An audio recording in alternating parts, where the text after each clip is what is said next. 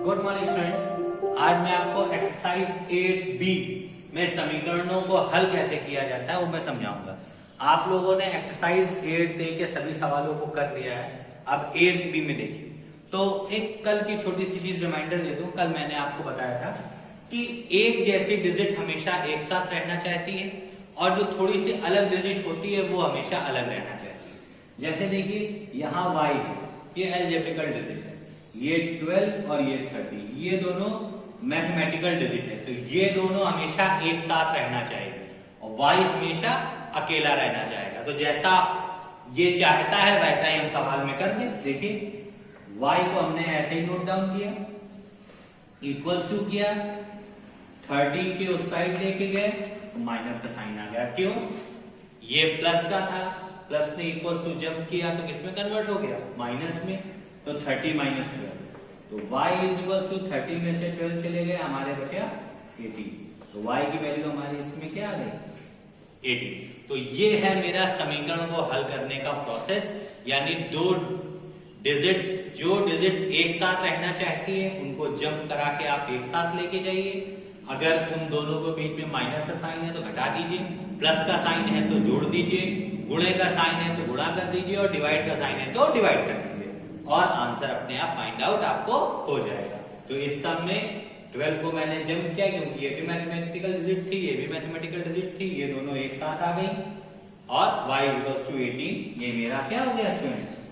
Answer हो गया। अब नेक्स्ट वन देखिए, थोड़ा सा अलग सम है, इसमें है 4n minus 8 is equals to 80।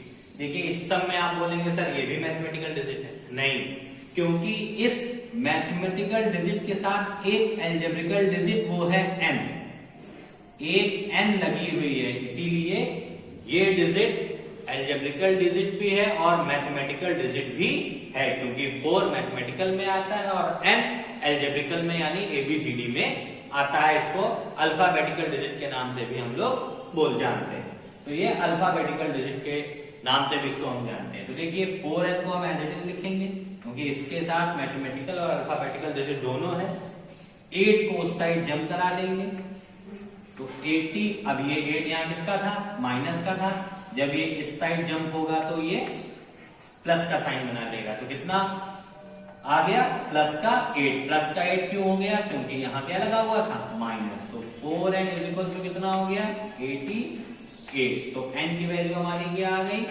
88 upon 4, 4 2 8, 4 2 8 is equal to 22। ये हमारा क्या हो गया स्टूडेंट्स? आंसर। अब ये किया कैसे हमने? देखिए जब जंप किया था तो प्लस का हो गया था, दोनों को प्लस करके 88 कर दिया। अब यहां हमको n की वैल्यू फाइंड आउट करनी है क्योंकि यही अल्फाबेटिकल डिजिट है, तो हमने n को अकेला रखा और 4 अपॉन में क्यों चला गया? क्योंकि 4n के साथ मल्टीप्लीकेशन में था, तो जो अगर मल्टीप्लीकेशन में डिजिट होती है और इक्वल टू जंप करती है तो हमेशा अपॉन यानी डिवाइड में आ जाती है। तो 4 जो था वो n के साथ मल्टीप्लाई में था, इसने इक्वल टू जंप किया तो ये डिवाइड या अपॉन में आ गया, तो 4 से हमने 88 को कट कर दिया, 22 आ गया, ये मेरा आंसर हो गया। तो स्टूडेंट मेन चीज ये थी जो आपको मैंने समझाई और आपको समझ में आ गई होगी, और अगर कम आई है तो नेक्स्ट वन देखिए और ज्यादा क्लियर हो जाए। देखिए फिर से देखिए 3n plus 3 is equal to 6। फिर वही काम करेंगे, इसके साथ अल्फाबेटिकल डिजिट और मैथमेटिकल डिजिट दोनों है, इसलिए ये अलग टाइप के डिजिट है, इसको नहीं जंप कराएंगे। 3 को जंप करा लेंगे क्योंकि 3 और 6 ये दोनों केवल और केवल मैथमेटिकल डिजिट है, इनके बगल में अल्फाबेटिकल डिजिट नहीं लिखेंगे। तो हम 3 को जंप कराएंगे जब, तो 3n इज इक्वल टू आएगा 6 माइनस 3, तो 3n इज इक्वल टू 3। अब ये माइनस का क्यों आया? 3 किसका था स्टूडेंट्स? प्लस का था, इक्वल टू जंप हुआ, माइनस का हो गया, सबट्रैक्ट कर दिया तो 3 आया। अब देखिए ध्यान से, स्टेप फिर से वही हो रहा है, n की वैल्यू निकालनी है तो हम n ऐसे ही रख देंगे, इसके बगल से 3 हटाएंगे, जब 3 हटाएंगे तो देखेंगे 3n के साथ किसमें है? मल्टीप्लीकेशन में है, जब इक्वल टू जंप करेगा तो कहां चला जाएगा? या तो डिवाइड में या अपॉन में, दोनों चीजें एक ही होती है। तो हम इसको सीधे अपॉन में लेके चले जाते हैं, तो 3/3 आ गया। आगे समझ में स्टूडेंट्स, आप देखिए 3 1 3 3 1 3 कट गया, तो n इक्वल्स टू हमारा क्या आ गया 1। ये मेरा एक और आंसर। अब भी कुछ रह गया हो तो नेक्स्ट वन देख लीजिए, बिल्कुल क्लियर हो जाएगा। देखिए 2x minus 1 is equals to हमारा क्या है 5 माइनस, अब फिर कौन सी डिजिट जंप करेगी, ये वाली, ये तो जंप करेगी नहीं क्योंकि इसके साथ अल्फाबेटिकल डिजिट लगेंगे, तो कौन सी जंप करेगी ये, क्योंकि ये वाली डिजिट और ये वाली डिजिट एक जैसी है। अब देखिए 2x इज इक्वल्स टू कितना हो जाएगा 5 + 1, हर जगह माइनस हो रहा था, पर इस क्वेश्चन में भी प्लस हुआ था और इस वाले क्वेश्चन में भी प्लस हुआ है। क्यों? क्योंकि माइनस वाली डिजिट थी, माइनस वाले डिजिट जब इक्वल टू जंप किया तो किसका साइन बना दिया, प्लस का। ठीक है, तो 2x इज इक्वल टू कितना आ गया 6। अब इससे x की वैल्यू निकालेंगे तो x को अकेला रखेंगे, 2 कहां चला जाएगा, जैसे ही 2 इक्वल टू जंप करेगा या तो डिवाइड में या फिर अपॉन में, तो हम किसी में भी लिख सकते हैं। तो 6/2, और क्यों चला जाएगा डिवाइड या अपॉन में, क्योंकि 2x के साथ मल्टीप्लीकेशन में है, इन दोनों के बीच कोई साइन नहीं है, इसका मतलब मल्टीप्लीकेशन है। 2 1 2, 2 3 6, कट रही थी इसलिए कट कर दी, तो x इज इक्वल टू 3। तो ये स्टूडेंट मैंने आपको चारों सम्स बता दिए।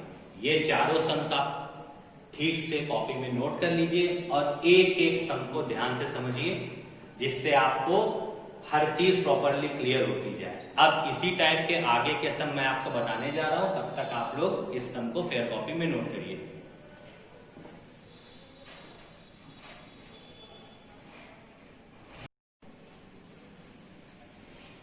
देखिए सेट, क्वेश्चन नंबर 2 है, निम्न समीकरणों को हल कीजिए। फिर से वही चीज, जो चीज मैंने अपने जस्ट पहले वाले सम्स में आपको क्लियर करने की कोशिश की थी, इसमें किस टाइप के सम है, तो आप और अच्छी तरीके से समझ लीजिए कैसे सम्स हो रहे हैं।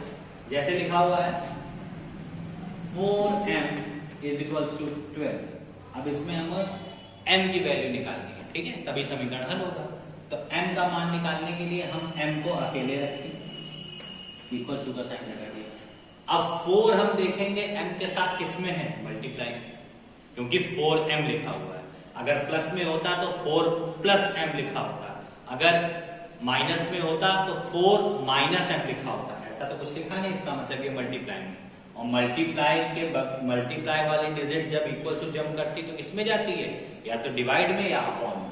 तो ये लीजिए हम अपॉन में ले आए, 4 1 4, 4 3 12, तो m इज इक्वल टू हमारा कितना आ गया स्टूडेंट्स, ये हमारा एक आंसर हो गया। कोई दिक्कत तो नहीं स्टूडेंट्स, समझ में आ गया।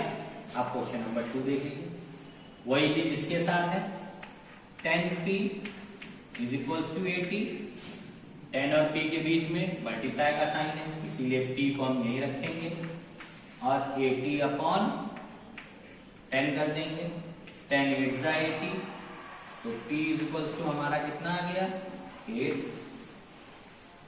थर्ड वन देख लीजिए students, 16k is equals to -32। अब देखिए फिर 16 और k के बीच मल्टीप्लाई का साइन, तो k को अकेला रखते हैं, यहां -32 एज इट इज रहेगा और 16 अपॉन में चला जाएगा। तो क्योंकि मल्टीप्लिकेशन में था इसलिए अपॉन में आ गया, 16 1 16, 16 2 32, तो k इज इक्वल्स टू -2। और अब ये सम थोड़ा सा वैसा है यही प्रोसेस में, थोड़ा सा ध्यान दीजिएगा इसको। लिखा हुआ है -8p इज इक्वल टू 10, ठीक, वही काम करेंगे। -8p के साथ किस में लिखा है, मल्टीप्लाई में, इसलिए इक्वल टू के जंप करेगा तो डिवाइड में चला जाएगा। और अभी हमने आपको बताया था कि अगर माइनस में होता तो माइनस लगा होता, पर माइनस इन दोनों के बीच में लगा होता, यानी इस टाइप से होता। अगर प्लस में होता तो इस टाइप से होता, या इस टाइप से होता, या इस टाइप से होता, तब हम लोग देखते कि डिजिट प्लस में है कि माइनस में। पर अगर इस वे में लिखा है, इसका मतलब -8 का p के साथ क्या हुआ है, मल्टीप्लाई। इसका मतलब हम ये समझेंगे -8 और p के बीच में मल्टीप्लाई का साइन है, और ये जब इक्वल्स टू जंप करेगा तो अपॉन में ही जाएगा। तो देखिए p हमने ऐसे लिखा 104 अपॉन -8। अब ये एक और बात है, सर आपने -8 क्यों लिखा? इसलिए लिखा क्योंकि मल्टीप्लिकेशन के साइन होने की वजह से तो डिजिट डिवाइड में आ गई, पर डिजिट किसकी थी, माइनस की थी, इसलिए ये माइनस की ही बनी रहेगी। एक साथ दो साइन चेंज नहीं होते, यानी मल्टीप्लाई में डिजिट है तो इक्वल टू जंप किया, अपॉन में भी आ गई और माइनस के साइन से प्लस में भी आ गई। नहीं, अगर डिजिट मल्टीप्लिकेशन में है तो इक्वल टू जंप करेगी तो अपॉन में आएगी, अगर माइनस की है तो माइनस में बनी रहेगी, प्लस की है तो प्लस में बनी रहेगी। ठीक है, आप देखिए इसको जब कट करेंगे तो 8 1 जा 8, 8 1 जा 8 2, 8 3 जा 24, तो p इज इक्वल्स टू, अब ये जो माइनस का साइन है ये 13 के साथ चला जाएगा और क्या आ जाएगा, -13। बस ये चीजें आपको इसमें ध्यान रखनी है, ये जो अपॉन का साइन होगा ये ऊपर वाले डिजिट के साथ आ जाएगा और डिजिट हमारी क्या आ जाएगी, -13। अब इसी टाइप का एक सम और आपको समझाने के लिए मैंने ये बताया था, इसको देख लीजिए। ये है -4x इज इक्वल्स टू 40। इसमें भी वही चीज कि -4 और x के बीच में नहीं लगा है, इसीलिए इन दोनों के बीच में साइन किसका कंसीडर किया जाएगा, मल्टीप्लिकेशन का ही। तो जब ये इक्वेशन जंप करेगी तो अपॉन में आ जाएगी, और जब इसको हम कट करेंगे तो 10 जा 40, और हमने बताया था आपको कि ये माइनस का साइन 10 के साथ चला जाएगा, तो यहाँ पे x की वैल्यू किसके इक्वल आ जाएगी, -10। तो स्टूडेंट ये छोटे छोटे से सम्स थे, बट इसको बहुत लाइटली मत लीजिएगा, ये बेसिक चीजें हैं, अभी आप सीख लेंगे। आगे चल के जैसे जैसे आप बड़ी क्लास में आते जाएंगे तो आपको इन सब सम्स में प्रॉब्लम नहीं होगी, क्योंकि आपको फिर ये बताएगा कोई नहीं, कहेगा आपको ये नहीं आता था। तो इसीलिए इन सारे सम्स को फेयर कॉपी में नोट करिए। इंपॉर्टेंट चीज मैंने ये बताई थी कि कब आपको प्लस और माइनस में डिजिट को रखना है, आप कब समझोगे डिजिट मल्टीप्लिकेशन में है कि एडिशन में है, बस इसको ध्यान रखिए और इस सम्स को देखिए और इस वाले सम्स को देखिए, आपको अंतर समझ में आ जाएगा और जो भी कंफ्यूजन है आपकी दूर हो जाएगी। फिर भी अगर कोई कंफ्यूजन होती है तो मैसेज या कॉल के थ्रू पूछिए और सम्स को साफ साफ फेयर कॉपी में नोट डाउन कीजिए। Okay students, now thank you and have a nice day.